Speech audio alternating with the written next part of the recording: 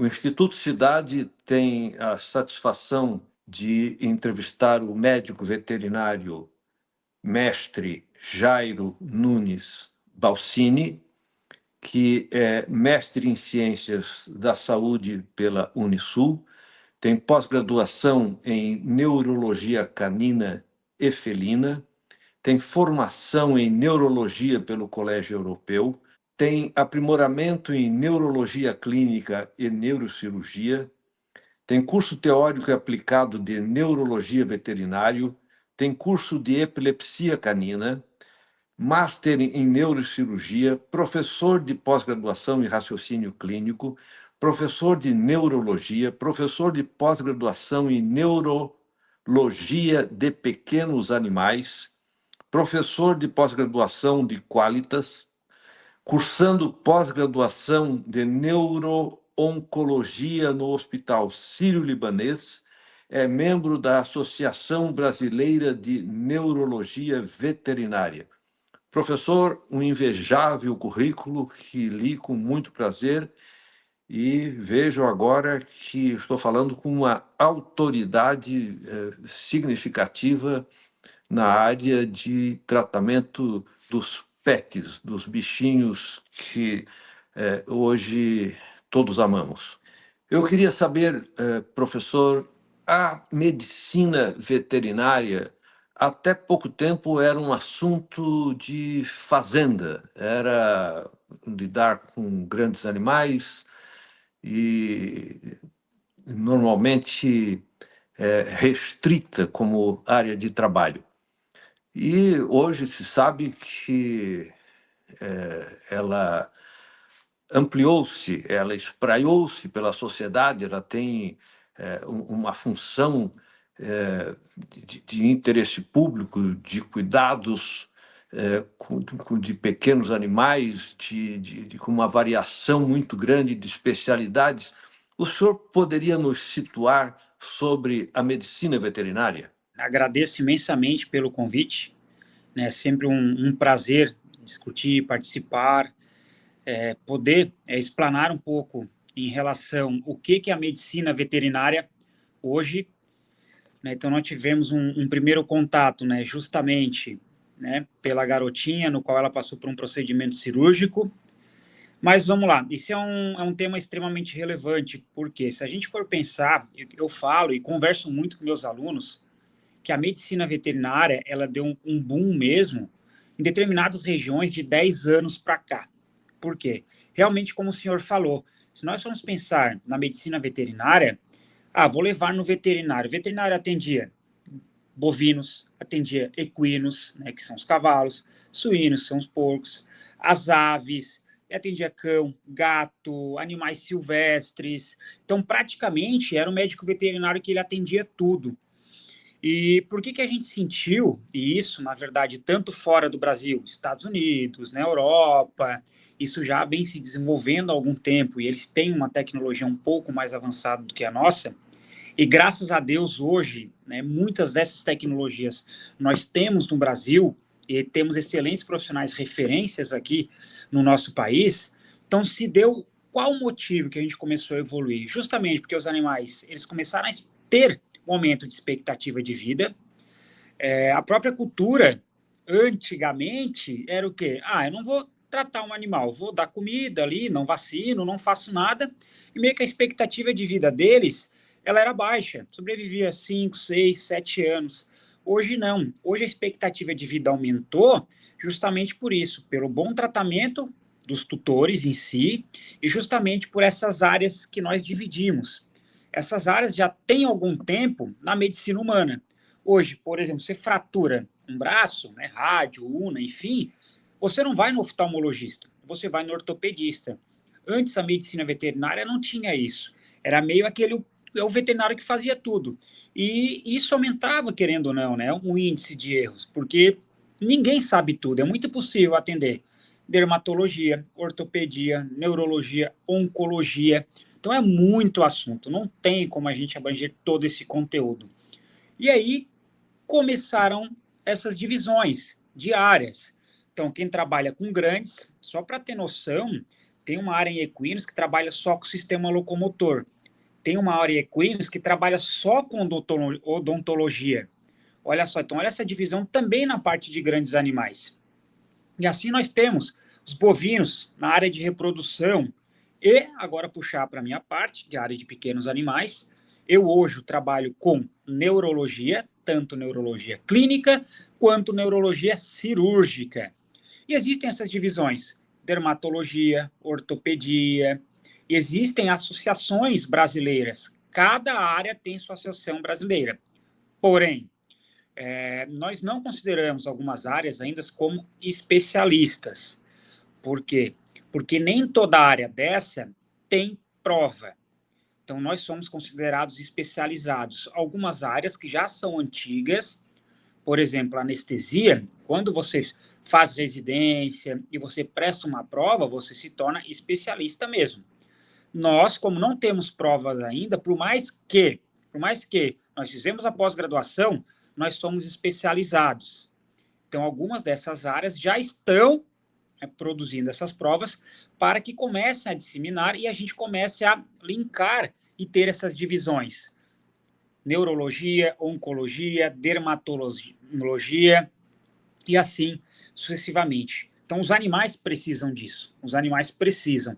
Então, quando a gente começa a trabalhar num único ponto, né, a evolução ela se torna viável e a chance de óbito, né, dos nossos pacientes se torna muito menor, porque está levando um profissional que só trabalha com aquilo.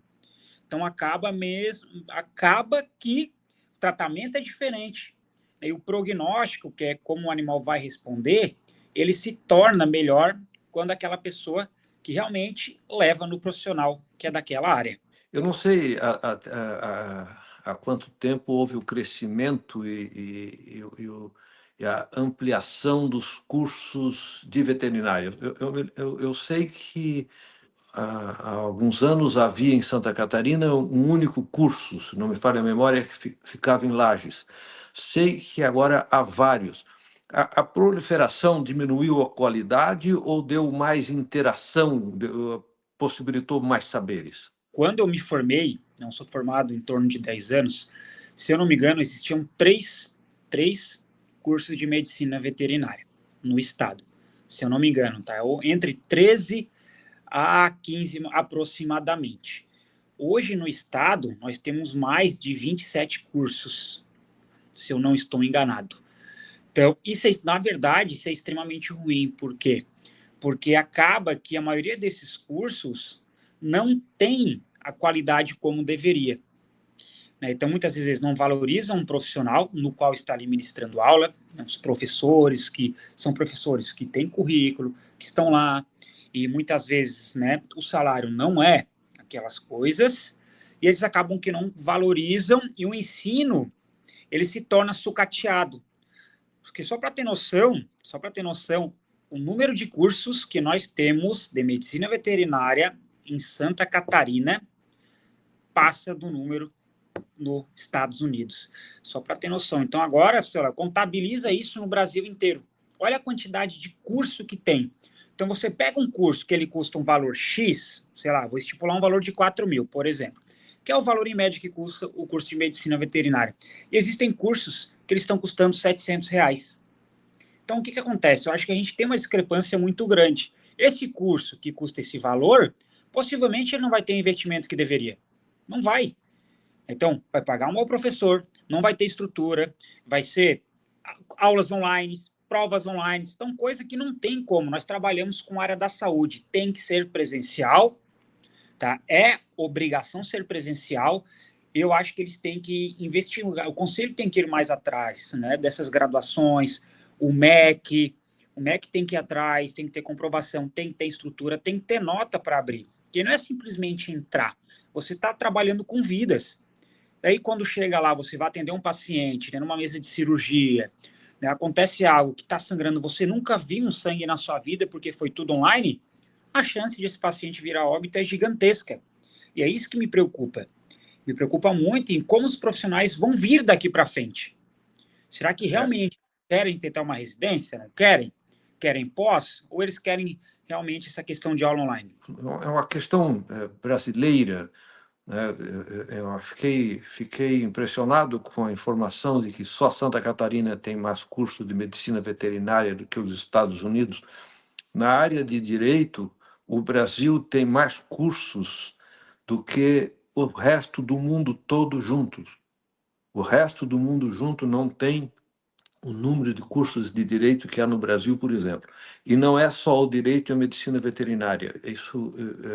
Há uma proliferação de cursos sem a devida qualidade, sem a devida fiscalização, em quase todas as áreas de saber. E isso decorre muito de que nós não temos um raciocínio de ensino como utilidade pública, nós temos um raciocínio de ensino como negócio. E aí vira um lugar de buscar lucro e não de transmitir conhecimento, né, os diversos cursos. Eu queria fazer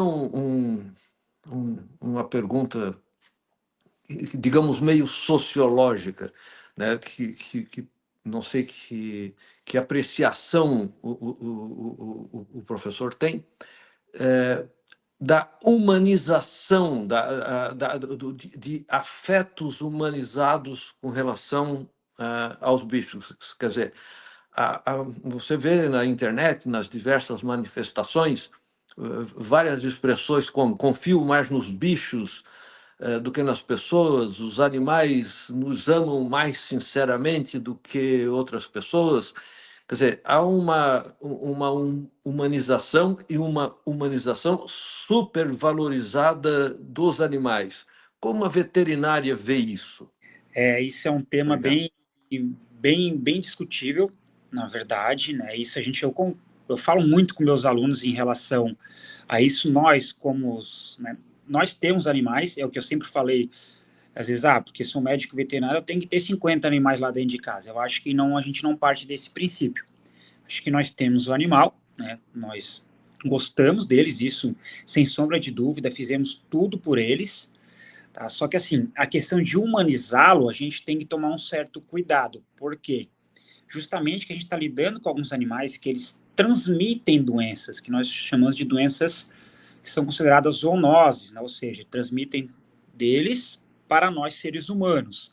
Então a gente tem que tomar um certo cuidado. Por exemplo, muitas vezes a gente vai colocar o nosso animal para dormir na nossa cama. Tomar um certo cuidado. Ele anda na rua, ele pisa na areia, ele lambe, ele defeca, muitas vezes ele come as fezes, depois lambe você. Então, tudo isso ele pode estar transmitindo doença para você. A gente tem que tomar muito cuidado em relação a isso. A humanização para os animais não é legal. Eles não são considerados humanos, né? Então isso a gente não deve fazer em vários fatores. Colocar roupinha, colocar sapato. A anatomia deles não foi feita para isso. Não foi feita para colocar sapato, roupa, cachecol, tá? Não é isso que deve ser feito. A gente tem que tomar bastante cuidado. E dentre essas humanizações, aí vem o quê? Existem pessoas que são veganas, vegetarianas, enfim, né? Não vou entrar nesse demérito. E eles querem passar isso para o animal. Impossível. Animal precisa de proteína animal. Né? Então, não se deve, o meu animal não come ração, só come comida caseira, ele come, por exemplo, sei lá, só brócolis. Então, assim, não pode. Isso é falta de nutrientes, isso gera diversos fatores, desequilíbrios hormonais nesse animal, e ele pode, né, ser acometido com alguma disfunção renal, hepática, que é no fígado, trato gastrointestinal, diarreia, vômito, entre outras coisas. Então, se você quer, que aí vem a parte de humanizar, tirar a ração, vamos dizer assim, comida industrializada, você quer tentar da comida caseira, existe a área de nutricionista veterinário. Então, o nutricionista veterinário vai pegar a raça do seu animal, vai pegar o porte, vai pegar todos os fatores importantes, ele vai bolar uma receita. Ele vai formar uma receita. Não você que acha que ele é um humano. Vou dar um pãozinho, vou dar uma pizza para ele. Não pode. Os animais, eles digerem a parte alimentar diferente de nós seres humanos. Vou dar um exemplo para vocês.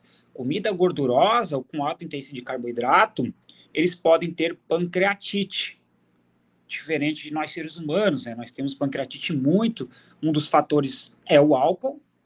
Já os animais não, por quê? Porque justamente pela questão fisiológica deles. Então tem que ter muito cuidado em relação a essa humanização, pois você pode estar induzindo ou fazendo que o seu animal fique doente muito mais rápido.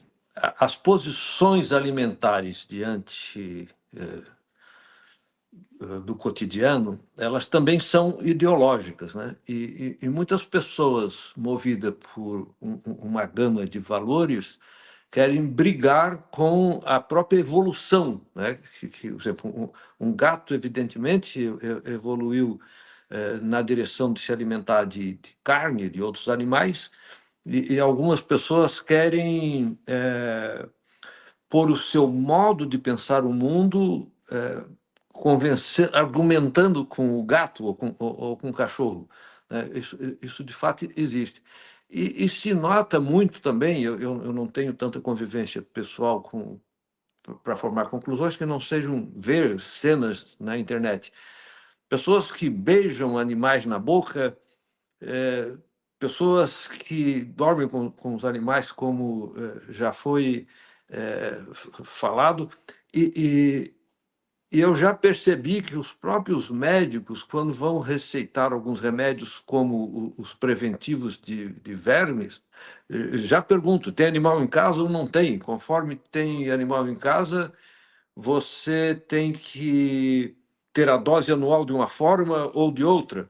Ou seja, a relação humano-animal ela extrapolou uma questão específica e se transformou numa questão de importância social, a meu ver, não é?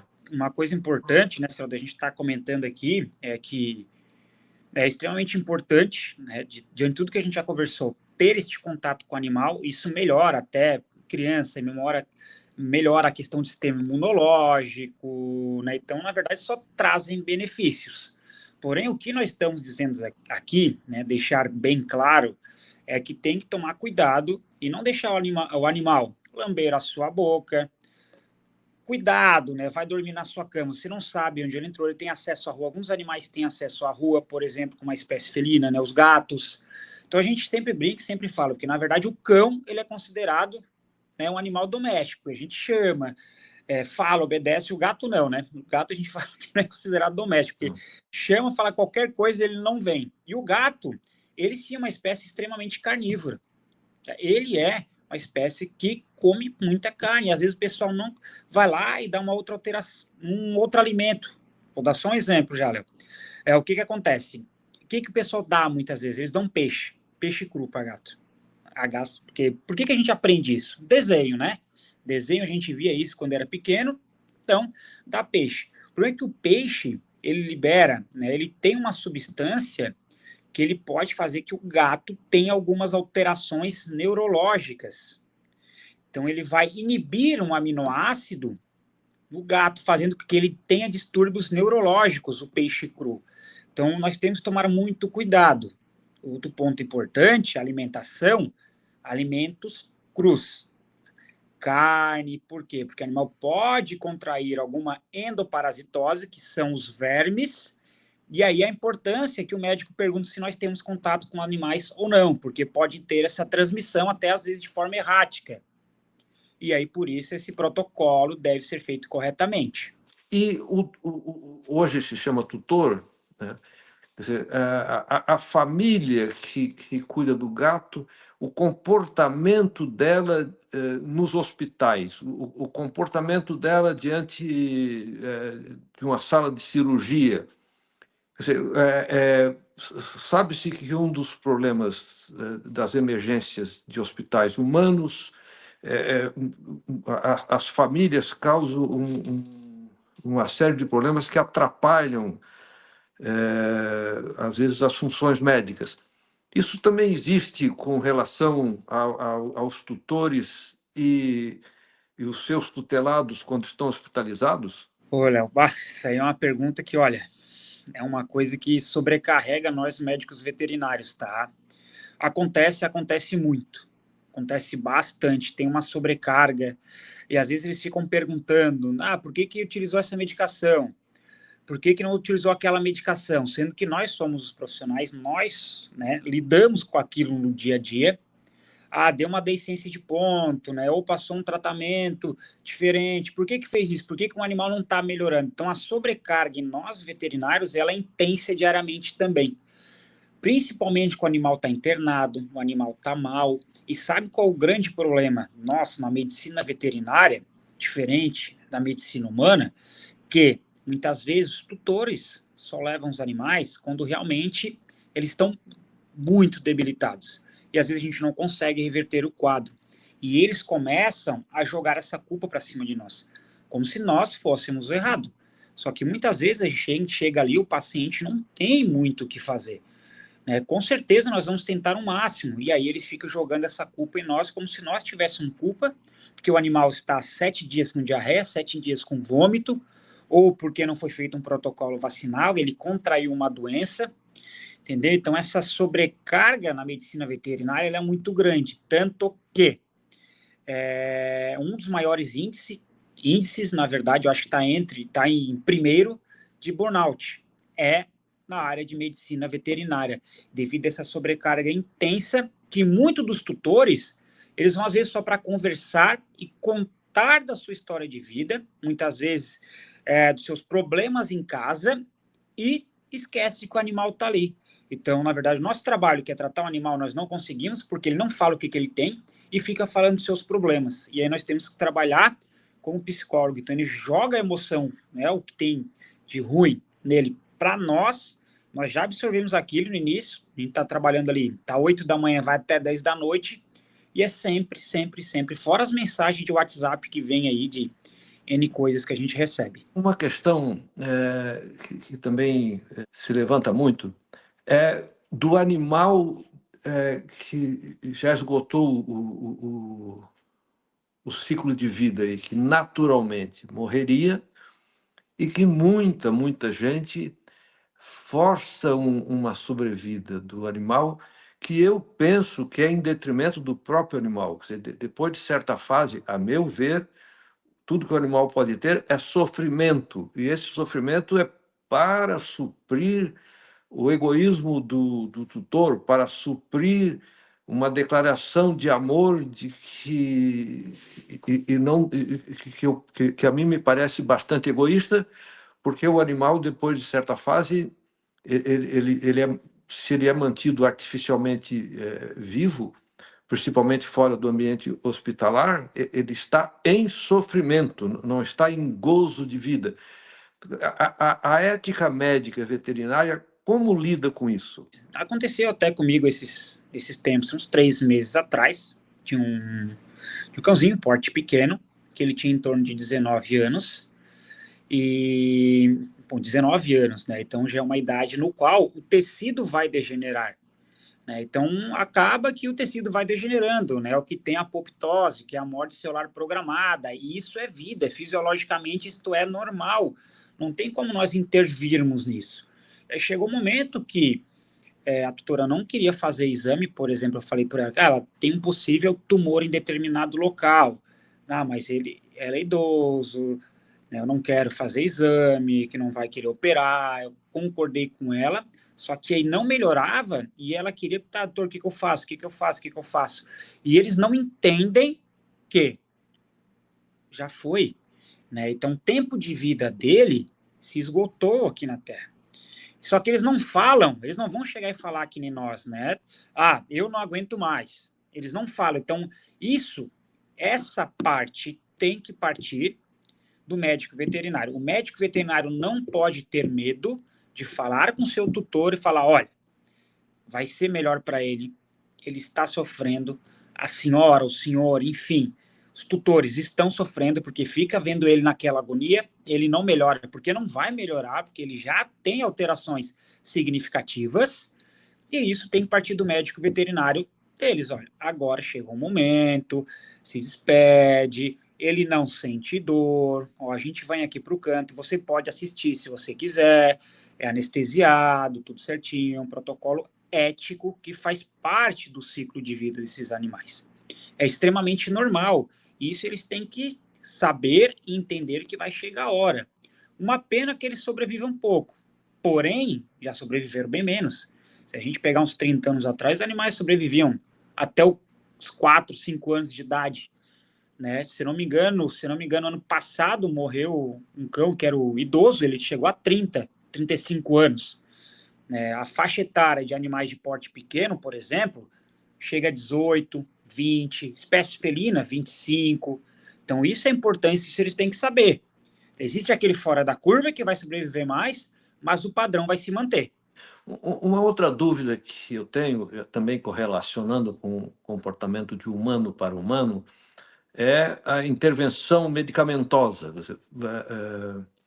Sabe-se que alguns remédios são iguais para humanos e animais, outros têm mais especificidade devido à velocidade do intestino, sei lá, mas o que não tem informação para concluir as causas. Mas sei que muita gente interfere remediando os seus bichos e outras interferem rediscutindo a prescrição médica. Isso é uma impressão ou isso é constatado dentro da medicina veterinária? Aí é o pior dos problemas esse, né? Porque a gente pega muitos, né, vários pacientes com intoxicações medicamentosas, justamente porque existem fármacos, né? Existem medicações que elas são similares, têm a mesma ação em alguns animais, por exemplo, vou dar exemplo o tramadol. O tramadol, para nós, seres humanos, ele é considerado um analgésico opioide. Para os gatos, também. Já para o cão, não. Então tem essa diferença. Só para ter noção, a dipirona ela tem um efeito analgésico melhor do que o tramadol nos cães. Então, olha só a importância. Então, assim, tem que tomar muito cuidado. Vamos conversar um pouquinho. Existem alguns antidepressivos tricíclicos que a gente fala. Por exemplo, pregabalina, gabapentina, esses daí eles têm o mesmo efeito, são para dor, dor neuropática, só que as doses são distintas. E às vezes os proprietários vão lá e dão uma medicação inteira. Vamos lá, por exemplo, o Gardenal. O Gardenal vai lá e dá 2 comprimidos quando tem que ser um quarto, aí você vai praticamente induzir teu paciente ao coma, vai induzir teu animalzinho ao coma. Então isso tem que tomar um certo cuidado. Alguns fármacos, algumas medicações, vamos dizer assim, para se tornar um pouco mais fácil de entendimento, elas têm um efeito igual, o efeito dela se torna igual em determinada espécie, porém a dosagem dela às vezes muda. E é isso que tem que tomar um certo cuidado. Então, você não é médico veterinário, você não deve medicar o seu animal. Você deve procurar o profissional que trabalhe nessa área, que, no caso aqui, o médico veterinário, que ele vai te explicar corretamente, de acordo com sua espécie, a dose, a frequência e a duração do tratamento para determinado fármaco. Uma outra curiosidade que eu tenho, por exemplo, na medicina oftálmica humana, houve um avanço tecnológico da aparelhagem, o laser, a microscopia, a espessura dos fios, os tipos de agulha com que lidam os médicos. A medicina oftálmica teve uma transformação importantíssima. Eu não sei todas, nem sei o suficiente para comparar, mas queria saber, a medicina veterinária também teve investimentos tecnológicos, ou seja, houve transformações de recursos, há aparelhos mais sofisticados, há remédios mais sofisticados. Como a ciência farmacêutica e a ciência da maquinaria aplicável em geral funciona para o médico veterinário? Excelente pergunta. E aí vem a questão das divisões de áreas, né? E realmente, assim, evoluiu muito. E a coisa muito importante é que você vai ter uma melhora do seu tratamento com a evolução. Por exemplo, hoje nós temos, antigamente, se for pegar 8 anos, não tinha nenhum aparelho de tomografia na nossa região. A tomografia é o mesmo aparelho da medicina humana, é o que nós compramos para a medicina veterinária. Então, é o mesmo. Só para ter noção, hoje em Florianópolis nós temos 4 ou 5 aparelhos de tomografia. Em Criciúma, nós temos acho que nós temos um total de 10 no estado. Isso é uma evolução muito grande, tá? Muito grande mesmo, porque não é um aparelho barato. É um aparelho que gira em torno de 1,5 milhão, fora a sala e manutenção. Em relação, por exemplo, vou linkar agora para a minha área, que é neurologia, neurocirurgia. Eu opero hoje com microscópio cirúrgico. Então, eu opero com microscópio. Então, para eu poder operar uma medula, um encéfalo, eu preciso de um microscópio cirúrgico. Eu investi no microscópio cirúrgico. Então, isso você vai evoluir de acordo com o seu investimento, fazendo cursos e trazendo equipamentos de última geração. Na medicina veterinária, em relação aos tipos de fios, mesma coisa que na medicina humana, né? Existem vários tipos de fios. Nylon, a gente chama de fio absorvível, que é feito com intestino de animal. Existe a espessura menos fina, uma espessura, né, muito mais espessa, vamos se dizer assim. Isso dá pela numeração do fio. Então, você vai utilizar um fio espesso numa cirurgia, por exemplo, numa castração, você vai utilizar numa lesão de pele, e uma cirurgia que é um fio menos espesso, aí você utiliza também cirurgia oftálmica, cirurgias neurológicas. Então, todo o material que tem na medicina humana, nós temos na medicina veterinária. Então, se realmente você tem dúvida, né, vou levar meu animal e tal, se levar realmente no profissional correto, é o profissional que realmente está estudando, não para de estudar, leva a profissão a sério, investe, são equipamentos de última geração. Claro que muitos desses equipamentos são da medicina humana, então, por vezes, eles se tornam inviáveis. Por exemplo, na neurocirurgia, né, a gente, sei lá, opera com um microscópio de 50 mil, medicina veterinária. A medicina humana, o microscópio deles é de 1 milhão, né, então o aumento é muito maior. Não tem como nós da medicina veterinária, só da neurologia, investir isso. Isso tem demanda, valor cirúrgico é totalmente diferente, então acaba que se torna inviável. Porém, há sim investimentos, e Santa Catarina existem excelentes profissionais que trabalham em diversas áreas, que investem bastante. Existe na saúde humana muito investimento público. Na saúde animal, eu considero saúde o geral dos cuidados, não apenas a administração da doença. Castração, por exemplo. Há investimento público na lide com as questões que decorrem da relação com os animais domésticos? Então, isso é um tema importante, porque isso varia de cidade para cidade, né? Toda cidade, teoricamente, ela tem que possuir um centro de zoonoses. O centro de zoonoses é onde faz o quê? Onde tratam esses animais errantes, que são animais de rua, ou seja, não só a parte, né, de comorbidades, de doenças que transmitem para os seres humanos, mas doenças mesmo que eles não transmitem, são animais que eles não têm tutores, né? São animais de rua. E esses mesmos centros de zoonoses, eles contratam médicos veterinários e ali deve ser realizado as castrações, ou seja, tanto de fêmea quanto de macho, para prevenir a proliferação desses animais. Tá? Senão a gente acaba tendo, né, uma grande quantidade de animal de rua, então a questão de doença aumenta, o abandono aumenta, acidentes aumentam, então isso é extremamente complicado. Teoricamente, a ajuda financeira do governo deveria ser, que na verdade, é a questão do centro de zoonoses. É uma parte importante, Léo, em algumas cidades, são poucas, tá? Existem hospitais que são tratados pelo governo, né? Então, hospitais públicos, veterinários públicos. Uma questão também que eu queria ver a sua apreciação é que, em geral, se associa as doenças transmitidas por animais a vermes, né? É a preocupação que grande parte das pessoas que têm animais tem. Eu conheço casos de doenças mais graves que foram transmitidas por animais.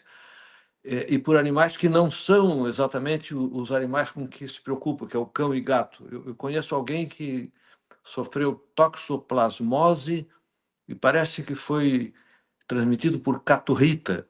Quer dizer, eu queria perguntar o seguinte: que doenças graves são transmissíveis por animais? Qual é a posição, qual é a orientação que se pode dar a respeito disso? Excelente pergunta. Então, eu vou botar alguns pontos aqui, não falando só da área de pequenos animais. Então, relembrando o passado aí, que a gente tem que saber um pouco de cada coisa, né? Sim. Vamos lá. Da parte de grandes animais, a gente tem que tomar um certo cuidado em relação, principalmente, à tuberculose e à brucelose, tá? Que são doenças aí contagiosas que podem passar para os seres humanos. Né? Então, a brucelose, ela pode deixar, muitas vezes, né, o homem infértil, ela pode deixar a mulher infértil. A tuberculose, a gente sabe que forma aqueles nódulos caseosos, pulmonares, que a gente pode ter sequela ao longo da vida. Tem que tomar muito cuidado. Uma parte importante, acredito que em Florianópolis tenha também, né, lá na cidade de Tubarão, são as capivaras. O que acontece? Ainda mais no verão. Existe um carrapato que ele é chamado de carrapato estrela, que é o que a gente chama de Amblioma cajanense. Esse carrapato estrela, ele transmite uma doença chamada de febre maculosa. Então, é extremamente grave. Tá? Então, a gente tem que tomar muito cuidado. A gente sabe que hoje tem, né, capivara por tudo, até porque não tem predador. Não tem predador. E muitas vezes esses carrapatos, que não são comuns ser encontrados nos cães e nos gatos, e nem nós, seres humanos, muitas vezes podem entrar em contato com nós e transmitir febre maculosa. Tá? Então a gente tem que tomar muito cuidado em relação a isso, que é uma doença emergente. Vai se tornar ainda mais emergente justamente por essa grande quantidade de capivara que tem no nosso estado. Ponto importante agora. Outro. Principalmente se tratando da toxoplasmose. Então, a toxoplasmose, seu Leão, é uma coisa importante porque muitos profissionais falam, se você tem gato, tem que tomar cuidado com o gato porque ele pode transmitir toxoplasmose. Mentira, tá? Não que é mentira, vamos dizer assim, mas para você contrair toxoplasmose, você tem que comer cocô de gato. Então, não é ter o gato em casa, você vai ter que comer cocô de gato. Então, como que você vai comer cocô de gato? Teoricamente não vai, né? Se você tem uma boa higiene, não vai. Então não tem problema nenhum, você fazendo carinho no gato, você não vai contrair nada de toxoplasmose. Toxoplasmose é um protozoário que o gato pode contrair em contato com o rato. Porém, você só vai se contaminar se comer cocô de gato. Tá bom, pessoal? Então, é uma doença que é grave, que altera olho, pode gerar problema oftálmico em humanos, pode gerar problema de sistema nervoso, porém você só contrai se comer cocô de gato. Frisado aqui que é extremamente importante. Agora, beijar o gato na boca, que lambe a própria bunda, está comendo cocô de gato. Tá comendo cocô de gato. E aí é a importância que a gente conversou antes. Exatamente. É isso daí. Além dessas questões de doença, de comportamentos gerais que a gente falou, há alguma recomendação específica que o doutor queira fazer para quem tem animais domésticos? Principalmente, eu entendi sobre os grandes animais, mas para quem tem animal dentro de casa, há algumas recomendações que seriam interessantes deixar registradas? Importante, é o que eu sempre falo. Se você cuidar da melhor forma o seu animal vai superar a expectativa de vida e dificilmente ficará doente. O que eu falo a melhor forma? A melhor forma ela é simples, é uma ração de boa qualidade, né? Então isso é extremamente importante. Com a ração de boa qualidade, você já vai dar, né, essa alimentação numa frequência menor, então teoricamente custa menor, o crescimento do pelo é menor, as degenerações celulares já se tornam de uma forma mais lenta. Vacinação, extremamente importante, protocolo vacinal, não é uma coisa cara, né, pessoal? Então, se você quer ter um animalzinho e você não vacina, você não dá uma boa comida, me desculpe, então daí você pode, né, talvez, sei lá, comprar um bichinho de pelúcia e ter em casa, porque são coisas básicas. Sim. Isso é o básico do básico. E protocolo de vermifugação, que, teoricamente, né, a gente vou botar aqui remédio de vermes, de uma forma coloquial, né, para o pessoal entender, mas você fazendo esses 3 itens que a gente fala, né, esses 3 pilares, seu animal não terá problema nenhum. E dentro do que nós poderíamos chamar amparo psicológico, digamos, o passeio, uma relação afetiva, a solidão do animal que convive só com o humano e não tem acesso a outros animais da mesma espécie, isso também é considerado? Olha, a gente fala que o cão, ele meio que tem memória curta, né? Porque nós vamos lá, a gente dá comida, briga, daqui a pouco ele vai lá e faz a mesma coisa. O cão, ele parece absorver isso melhor do que a espécie felina. Como a gente falou, a espécie felina ela não demonstra. Sim. Mas, teoricamente, não consideramos ela domesticada, porque o gato ele faz o que ele quer. Né? Então, assim, importante, passeio com gato, não.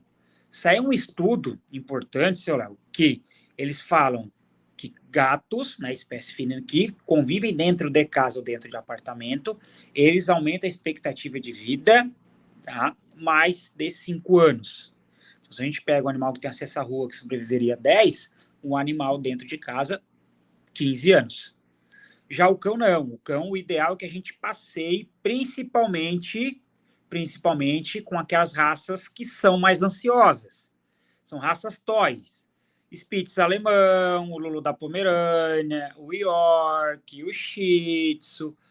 Então tem que passear, até porque raças maiores, né, há indicação que não fique dentro de casa, devido ao ambiente, que isso propicia alterações osteoarticulares, então eles vão ficar teoricamente na rua. Então esses animais de porte pequeno, o ideal é que caminhem pelo menos 2 vezes ao dia. 10, 15 minutinhos está ótimo. E como é que o médico veterinário vê a relação com o treinador, com o adestrador do cão, que leva a ter certos comportamentos?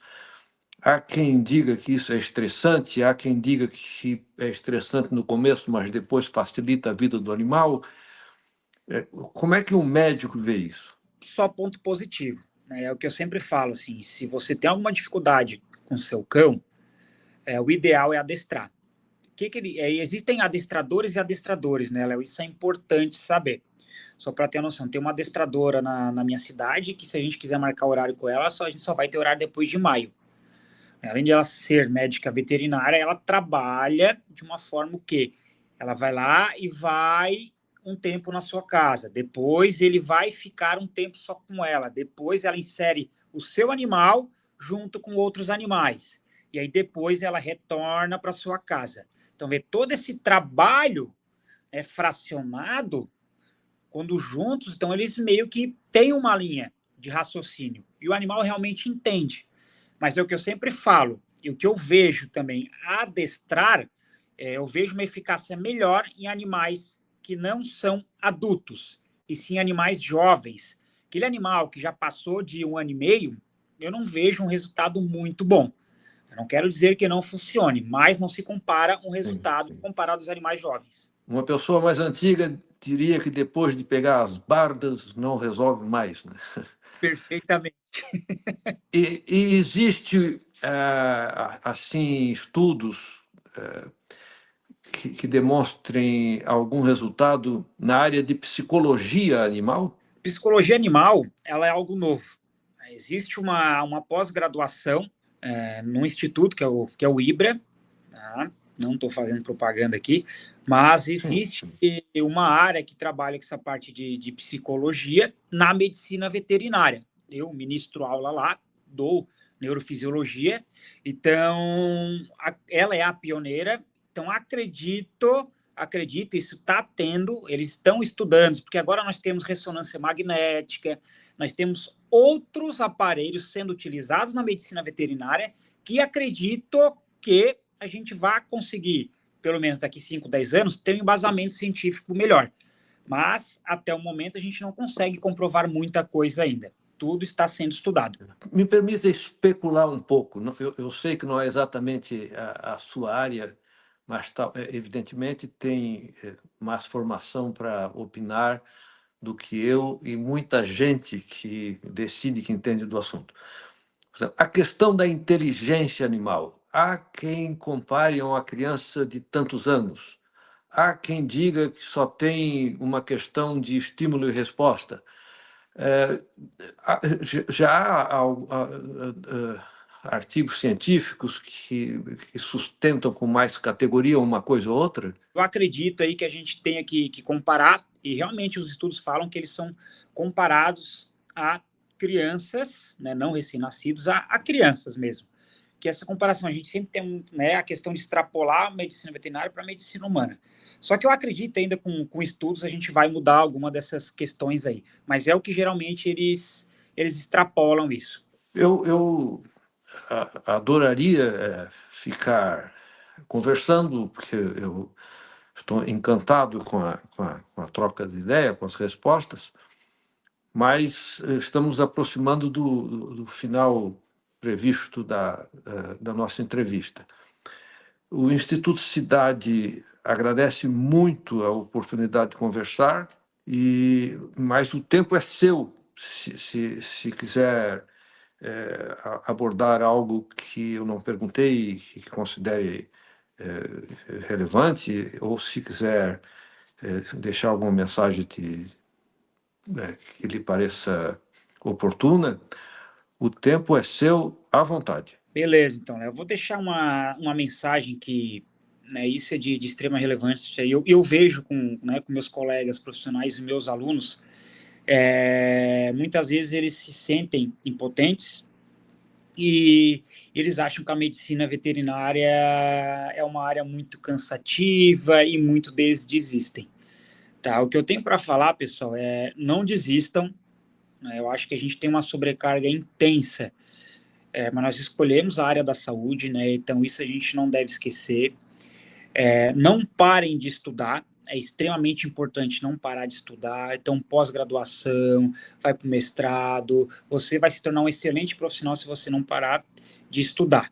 A área da saúde é o que eu sempre falo, para você evoluir, você tem que continuar estudando diariamente. Não pense em desistir. Você, recém-formado, vai atrás. Todo início tem um obstáculo. Passe por cima. Você vai cair. Passe novamente. Até você conseguir se reerguer, tá? E achar a área que você quer. Gostaria de agradecer mais uma vez, Léo, pelo convite e deixar a mensagem para tutor. Quando você vê que seu animal está ruim, não invente de olhar no Google para dar leite, para dar quiabo, para dar qualquer coisa. Procure o profissional da saúde, que ele vai te atender, e pode ter certeza que nenhum médico veterinário, nenhum profissional, ele é mercenário, que muitas vezes a gente escuta isso. Nós trabalhamos, nós não temos ajuda do governo e por isso nós temos que cobrar, nós pagamos, então, e nós vamos trabalhar da melhor forma possível. Vocês podem ter certeza disso. Tá bom, pessoal? Eu agradeço de coração. Muito e carinhoso obrigado.